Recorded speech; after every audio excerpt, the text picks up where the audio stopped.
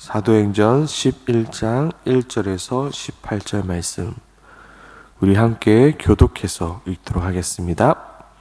유대에 있는 사도들과 형제들이 이방인들도 하나님의 말씀을 받았다 함을 들었더니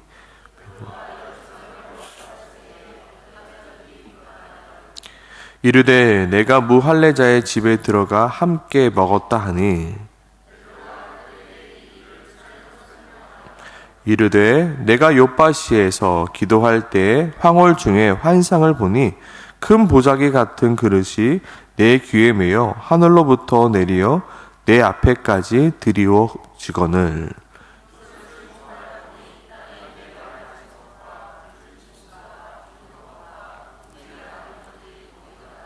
또 들으니 소리가 있어 내게 이르되 베드로야 일어나 잡아 먹으라 하거늘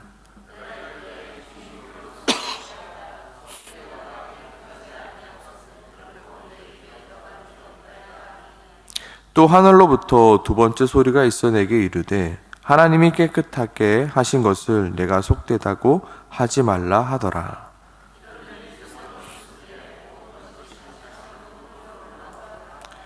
마침 세 사람이 내가 유숙한 집 앞에 서 있으니 가이사랴에서 내게로 보낸 사람이라.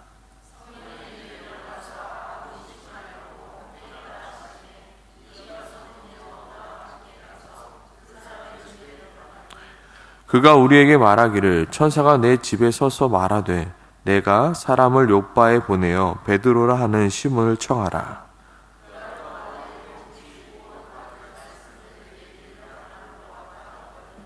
내가 말을 시작할 때 성령이 그들에게 임하시기를 처음 우리에게 하신 것과 같이 하는지라.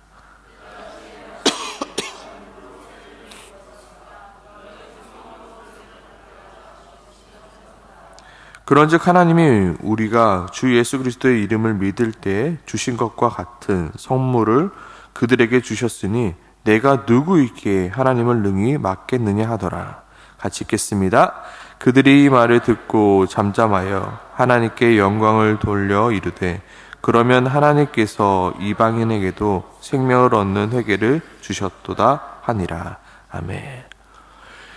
이방인들은 유대인들에게 있어서 부정한 존재였습니다. 그래서 그들과 함께 교제하는 것도 또한 그들과 함께 지내는 것도 극도로 꺼려했고 금기시했던 일이었습니다. 그런데 지금 어떤 소문이 들리고 있습니까? 이방인들 가운데 하나님의 말씀을 받았다라는 소문이 들리기 시작합니다. 그리고 가이사랴부터 온 그 베드로를 이제는 비난하기 시작했습니다. 그 비난의 내용은 무엇입니까? 3절에 보면 내가 무할례자의 집에 들어가 함께 먹었다는 것이 그 비난의 내용이었습니다. 그러나 그 비난의 내용의 핵심은 무엇이었습니까? 어떻게 그들이 하나님의 말씀을 받을 수 있겠느냐가 바로 핵심이었습니다.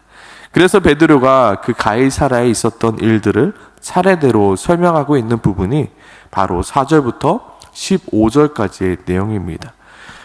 베드로는 자신을 향하여 비난하는 자들에게 욥바에 있는 그 무도장이 시몬의 집에 있었던 일부터 이야기하고 있습니다. 내가 지금 기도하고 있었는데 지붕에서 기도를 하고 있었는데 큰 환상을 보았습니다. 그 환상은 무엇이었냐면 바로 큰 보자기가 내려오는데 그 보자기 안에는 4발 달린 짐승과 땅에 기는 것과 하늘에 나는 새들이 담겨져 있었습니다. 그리고 그 보자기가 내려오면서 하늘에서 이런 소리가 들리기 시작했습니다. 베드로라 일어나 먹으라. 저는 그 말이 되게 너무나도 황당했습니다. 왜냐하면 그 보자기 안을 보니까 부정한 짐승도 많았기 때문입니다. 그래서 제가 말했죠. 저는 결코 그것을 먹을 수 없습니다. 저는 이런 부정한 동물들을 잡아서 먹은 일이 없기에 저는 먹을 수 없습니다. 그러자 하늘에서 또 다른 음성이 들리기 시작했습니다. 내가 깨끗하게 한 것을 너희가 속되다 말할 수 없느니라. 저는 그럼에도 불구하고 그것을 먹지 못하겠더라고. 그것이 부정한 동물이기에 나는 할 수 없다. 그렇게 부정하고 또 부정하였지만 하나님께서는 계속해서 나에게 내가 깨끗하게 한 것을 너희가 속되다 하지 말라 말씀하시는 것이었습니다. 저는 솔직히 이 말이 무슨 뜻인지 알지 못했습니다. 그런데 바로 그 욥바의 집에서 누군가가 저를 찾아오게 된 것입니다. 그리고 하늘에서 성령님이 저에게 하시는 말씀이 의심하지 말고 너희는 그들과 함께 가라 하셨기에 저는 그 성령의 음성을 따라서 그 가이사랴의 집에 가게 됐고 그 무할레자의 집에 들어가게 된 것입니다. 그런데 거기서 제가 놀라운 사실을 깨닫게 되었습니다. 제가 집에 들어가니 이미 그 가이사랴의 집에 있던 그 고넬료, 그 이방인이 하나님을 경외하였던 자였고 의를 행하고 있던 자였습니다. 그리고 또 하나 더 놀라웠던 사실은 그 이방인에게 천사가 나타나 그 욥바에 있는 저를 부르라 명하여 그들이 불렀다는 것이었습니다. 제가 한 것은 무엇이냐면 예수 그리스도의 복음을 전한 일밖에 없습니다. 이 모든 일들은 하나님이 하신 것이지 저는 예수 그리스도의 복음만을 전한 것밖에 없습니다. 그러면서 베드로가 이런 말을 하죠. 내가 어찌 하나님이 하시는 일을 막을 수 있겠습니까? 이 일은 제가 한 것이 아닙니다. 제가 어떻게 하려고 계획한 것도 아니고요. 하나님이 저에게 환상을 보여주셨고 하나님이 저에게 가르쳐주셨고 저는 예수 그리스도의 말씀만을 전하였을 뿐인데 그 말씀을 전했을 때 어떤 일이 일어났나요?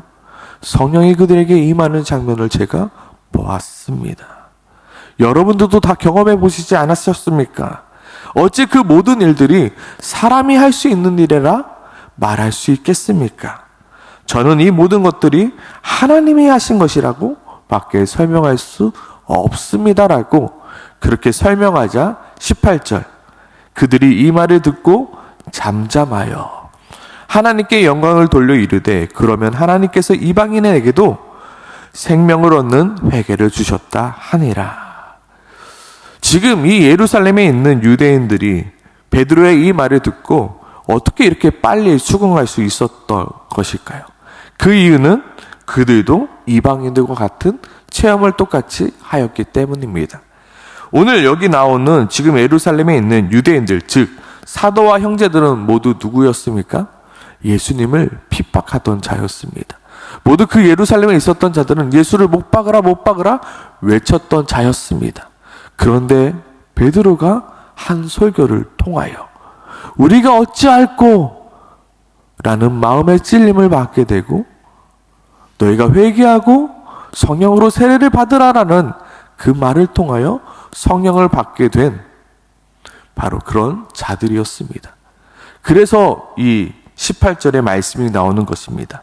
하나님께서 이방인에게도 우리와 같이 이방인에게도 무엇을 주셨다? 생명을 얻는 회개를 주신 것이구나. 이들도 죄인이었거든요. 이들도 예수를 못 박으라 외쳤던 죄인이었거든요. 근데 회개의 성령을 주셨기에 그들이 회개하게 되고 하나님께 돌아오게 되고 하나님의 그 자녀가 되었던 것처럼 그들에게도 그것이 바로 생명을 얻는 회개를 하나님께서 주신 것이구나 라고 알게 된 것입니다. 그렇게 그들은 이렇게 결론 맺은 것입니다. 하나님께서 이방인에게도 생명을 얻는 회개를 주셨다. 그러나 오늘 본문은 단순히 여기서 그치는 것이 아닙니다. 하나님께서 이방인에게도 생명을 얻는 회개를 주셨구나, 그렇구나 로 끝나는 것이 아니라 한 발 딱 더 나아가 오늘 본문은 이렇게 말하고 있습니다. 하나님께서 이방인에게도 생명을 얻는 회개를 주셨으니 너희는 이제부터 뭐예요? 이방인에게 나아가 예수 그리스도의 복음을 전하라. 오늘 본문 속에서 숨겨진 내용은 바로 이것입니다. 내가 이방인에게도 생명을 얻는 회개를 주었으니 너는 이제부터 이방에 나아가 예수 그리스도의 그 복음을 전하라 말씀하고 있는 것입니다.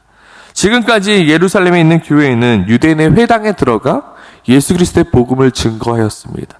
그 유대인들이 모여있던 그 회당에, 이방 땅에 가서도요, 이방인에게 복음을 전한 것이 아니라 그 이방에 있는 유대인의 회당에 들어가 예수 그리스도의 복음을 전했습니다. 왜요? 그들은 유대인들에게만 하나님의 그 복음이 유효한 줄 알았습니다. 그러나 오늘 깨닫게 된 것입니다. 하나님께서 그 이방 사람들에게도 생명을 얻는 그 회개를 주셨구나. 그러니 너희도 뭐하라고요? 그 이방 땅에 나아가 예수 그리스도의 복음을 증거하라. 그 유대인에게 이방인은 어떤 자들이었습니까? 그들과 상종하지 않는 자였습니다. 그들과 관계 맺으려 하지 않았던 자였습니다. 왜요? 부정한 자였기 때문이에요. 그는 결코 변하지 않을 거야. 그들은 예수 그리스도의 복음을 전혀 관심도 없을 거야. 그들은 하나님과 전혀 무관한 사람일 거야 라고 생각했던 그들에게 이제는 예수 그리스도의 복음을 전하라 말합니다. 왜요? 하나님께서 그들에게도 생명을 이루게 하는 그 회개를 주셨기 때문입니다. 그러니 너희도 그들에게 관심을 가지고 그들에게 시선을 돌려 예수 그리스도의 복음을 전하라 말씀하고 있는 것입니다. 어쩌면 우리는 오늘 본문 속에 등장하는 유대인들과 같습니다. 우리는 세상 속에 살면서 우리는 달라, 우리는 특별해, 우리는 거룩해 라며 생각하며 마치 유대인들이 이방에 섞여 살아가려 하지 않는 것처럼, 교제하지 않았던 것처럼 세상과 어울리지 않으며 그들과 섞이지 않으려 하였습니다. 그리고 어차피 그들이 복음을 전해봤자 그들은 복음에 관심도 없어. 복음을 전하는 것조차 시도하지 않습니다. 어차피 그들에게 복음을 전해봤자요, 그들은 복음을 듣지도 않아요. 알려고 하지도 않아요. 목사님, 그거는 필요 없는 일이에요. 그렇지만 오늘 본문을 통해서 하나님께서 우리에게 주시는 말씀은 그들에게도 생명을 얻는 회개를 주셨으니 전하라 말씀하고 있는 것입니다. 우리가 밖에 나아가서 예수 그리스도를 믿으라고 전단지를 나눠주며 전도를 하는 것, 굉장히 꺼리고 어려운 일들처럼 느껴집니다. 어차피 그들 전해줘봤자 교회 나오는 사람 없어요. 어차피 그들 믿지도 않을 거고요. 교회 오지도 않을 거예요. 유대인들이 생각했던 이방인이 바로 그런 사람들이었다고요. 그러나 예수님께서 말씀하십니다. 내가 깨끗하다 여긴 자를 너희가 속되다 여기지 말라. 내가 그들에게도 생명에 이르는 회개를 주었으니 너는 가서 전하라. 우리의 역할은요, 그 땅이 좋은 땅인지 돌밭인지 가시밭인지 구별하는 것이 우리의 역할이 아닙니다. 우리의 역할은 무엇입니까? 뿌리는 것이 우리의 역할입니다. 그리고 그곳 가운데서 열매가 맺혀지게 되어질 때, 그 땅이 바로 좋은 땅이었구나, 우리는 확인할 뿐입니다. 오늘 하나님께서는 말씀하시고 있는 것입니다. 너희는 뿌리라. 내가 이미 그들에게 생명을 얻는 그 회개를 주었으니 너희는 예수 그리스도의 말씀을 전하라. 너희가 전할 때 뭐예요? 하나님의 역사가 일어나게 될 것이니 너희는 전하라 말씀하고 있습니다. 우리의 역할은 무엇입니까? 전하는 것이 우리의 역할임을 우리가 잊지 않았으면 좋겠습니다. 우리 교회 어떤 교회가 되어야 됩니까? 전하는 교회가 되어야 됩니다. 예수 그리스도의 복음을 전하는 교회가 되어야 한다는 것입니다. 지금 나의 시선은 어디에 있습니까? 그리고 지금 내가 머물고 있는 자리는 어디입니까?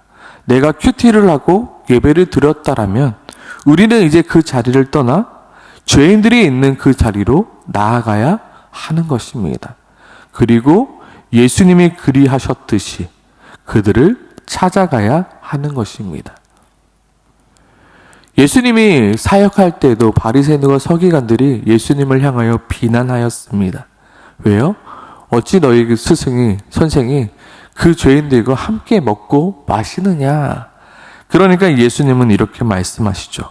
건강한 자에게는 의사가 쓸데없고 병든 자에게야 쓸데있느니라. 나는 의인을 부르러 온 것이 아니요 죄인을 부르러 왔노라. 예수님도 죄인들과 함께 머물며 예수 그리스도의 복음을 증거하였습니다. 그러면 우리의 자리는 어디에 어야 하는 것입니까? 죄인들에게 가야 되는 것입니다. 복음에 관심도 없는 그들에게 나아가 계속해서 예수 그리스도의 복음을 증거하는 것이 바로 예수를 따르는 삶이라는 것입니다. 이것은 우리에게 참으로 어려운 숙제입니다. 이 시간 우리가 기도할 때 이렇게 좀 기도했으면 좋겠습니다. 하나님, 전하는 자 되게 도와주시옵소서. 예수님이 그리하셨듯이 복음을 알지 못하며 복음이 필요한 자들에게, 병든 자들에게, 죄인들에게 예수 그리스도의 복음을 증거할 수 있는 인생 되게 하여 주시옵소서. 정말로 예수 그리스도의 복음을 다른 이에게 전하는 인생 되게 도와주시옵소서. 정말로 밭을 갈아가며 그 밭이 좋은 밭인지 나쁜 밭인지 돌밭인지 길가인지 따지는 것이 아니라 내가 그저 예수 그리스도의 복음을 전하는 일에 내가 충성할 수 있게 도와주시옵소서. 더불어 우리 하나로 교회가 복음을 알지 못하는 이들에게, 그리고 복음에 관심도 없었던 이들에게 관심을 가지고 예수 그리스도의 복음을 증거할 수 있는 교회가 되게 도와주시옵소서. 정말로 여기가 좋사오니 그 예루살렘에 머물러만 있던 이들이 아니라 정말로 땅끝까지 이르러 예수 그리스도의 증인이 되는 삶을 살아내는 그 사명을 감당하는 우리 하나로 교회가 되게 해달라고 오늘 이 시간 함께 같이 기도하며 나아가길 소망합니다. 함께 기도하겠습니다.